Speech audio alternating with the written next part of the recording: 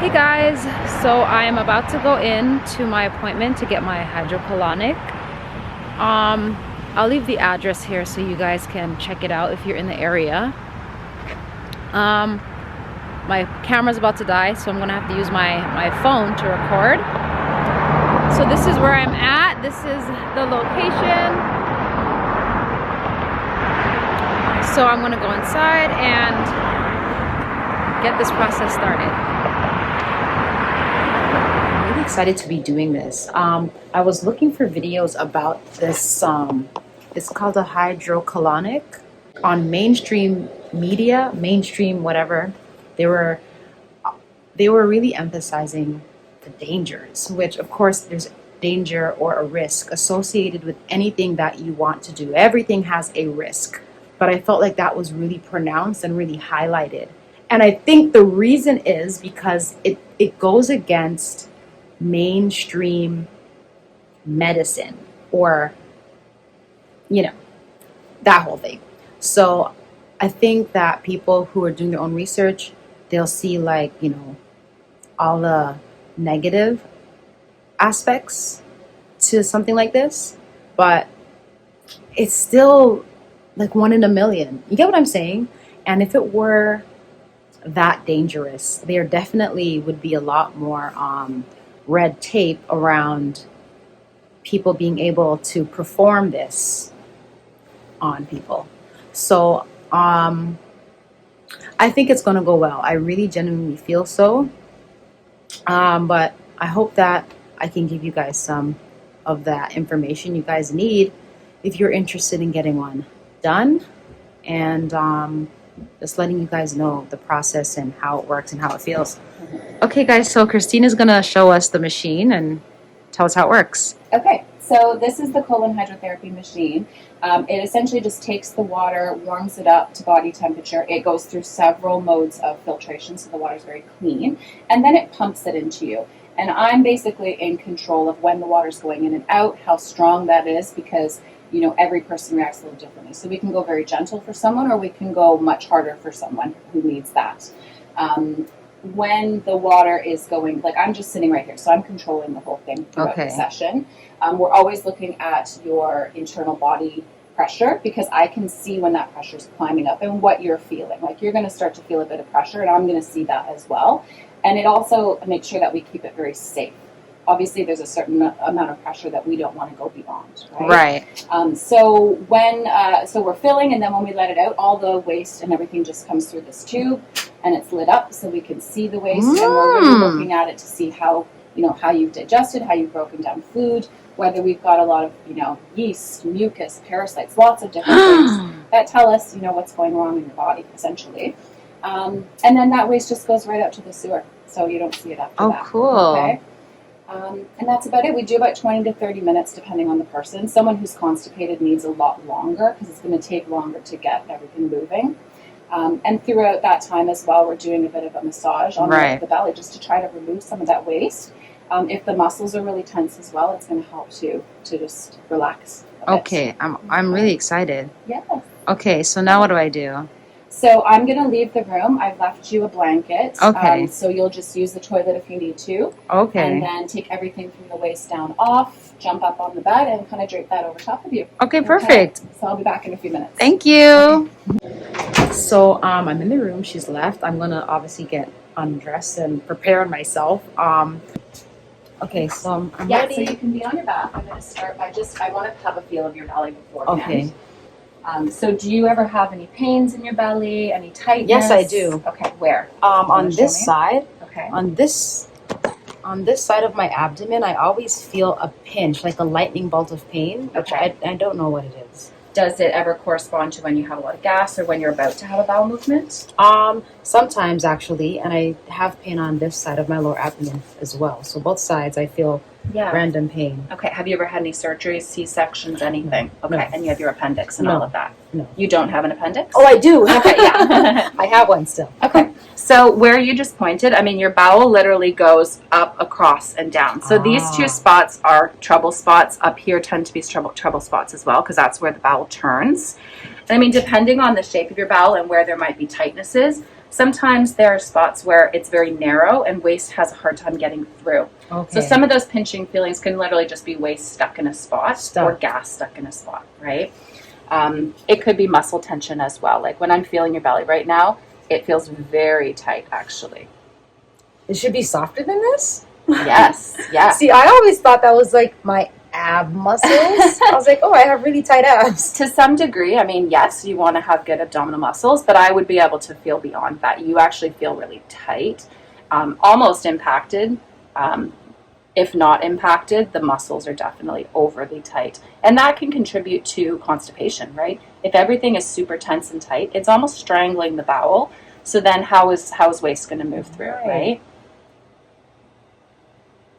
Now, going back to talking about magnesium, and when you were taking that, that could be helping to just reduce some of that muscle tightness. But, you know, hydration is really important. Relaxation is really important. And even doing a bit of a massage on your own belly can be really helpful. Okay. Yeah. Like if you're feeling that pain, the first thing you should be doing is a bit of a massage on your belly.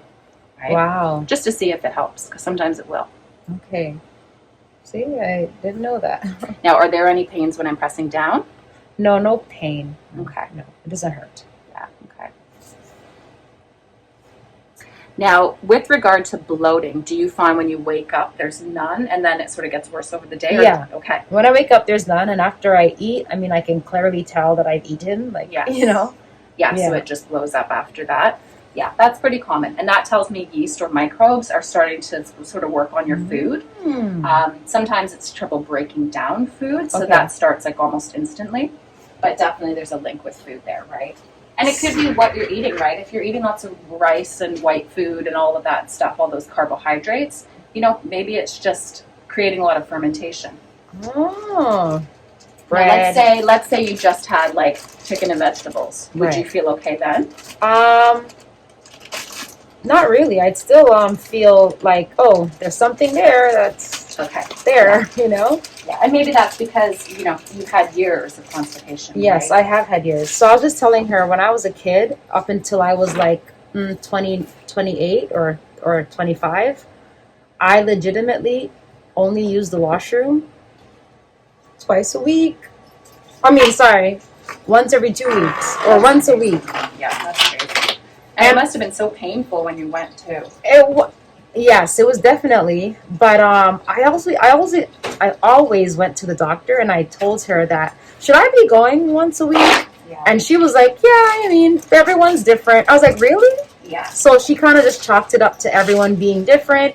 And because I didn't show like any signs of trauma or anything like that.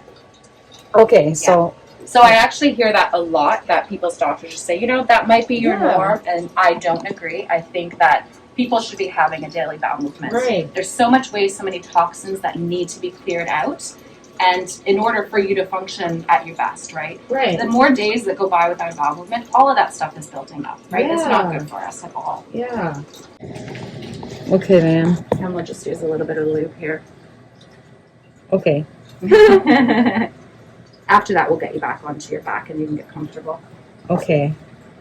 Okay, so that's in. We're going to get you to turn back onto your back. Okay. Really? It's not going to fall out? Yep, I'm holding it. Yep, and then you'll keep your knees up, okay? Knees up. So like just this? get comfortable. Yep, yep. Okay. All right, and this is how you're going to stay throughout, okay? This actually feels like it's making me want to like. Yes. Okay.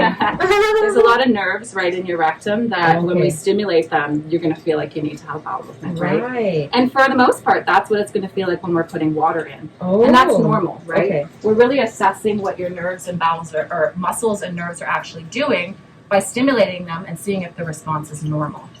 Oh.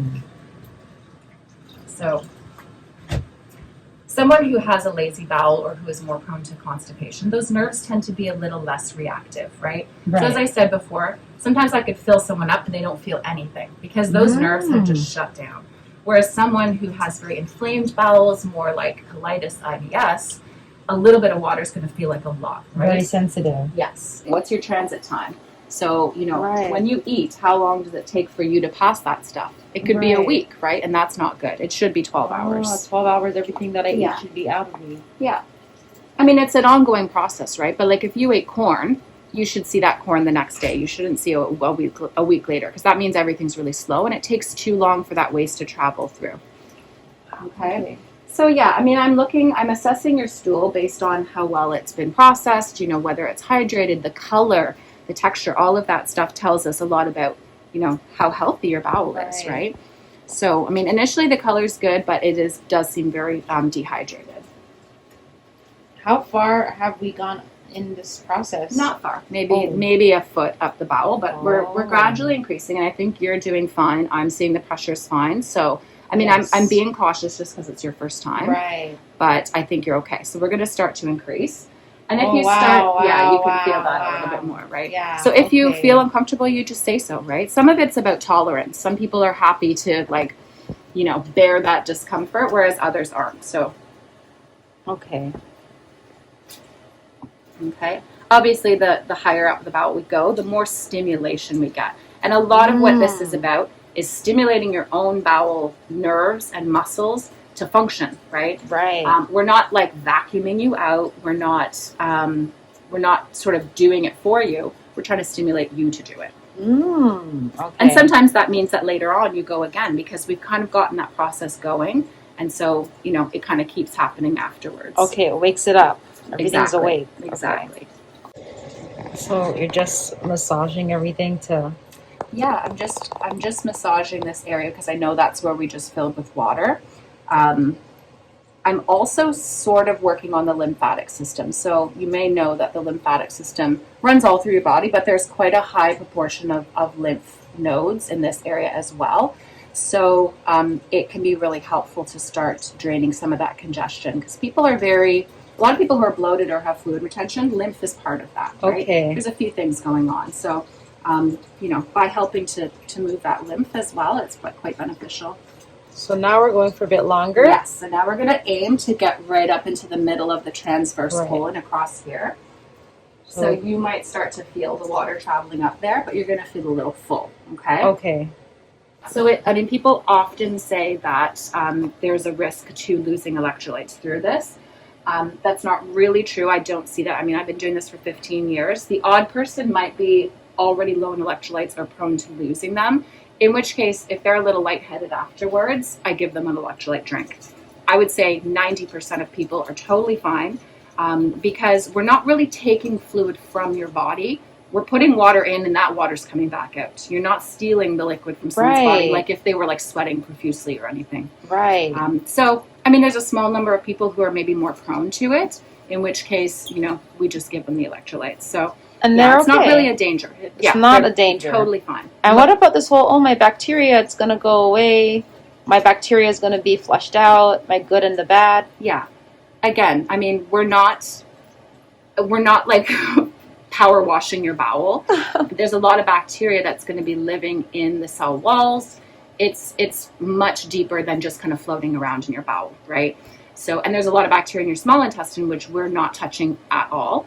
So it's not really possible to sterilize the bowel just with some water. And then all their bacteria is gone. That's not a thing. Yeah, no, absolutely not. Okay. And most people have a lot of bad bacteria or yeast or other microbes that are building up that they're going to benefit from flushing out and just kind of resetting the bowel a little bit.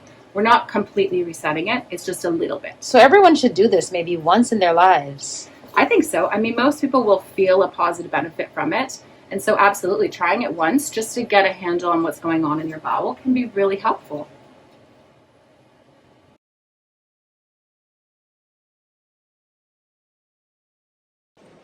Wow. So I'm done. She did one big one, which filled up most of my intestines. And then she released it. She said she didn't see anything too concerning. And she took out the pipe or the tube, and I used the washroom and definitely emptied out everything. So I feel like a new person. I actually feel like, weird. It's so weird how I feel. I want to take a nice little nap. I'm definitely a little bit tired, but I feel definitely better. Lighter, I feel relaxed. I would definitely suggest this for anybody out there who's interested.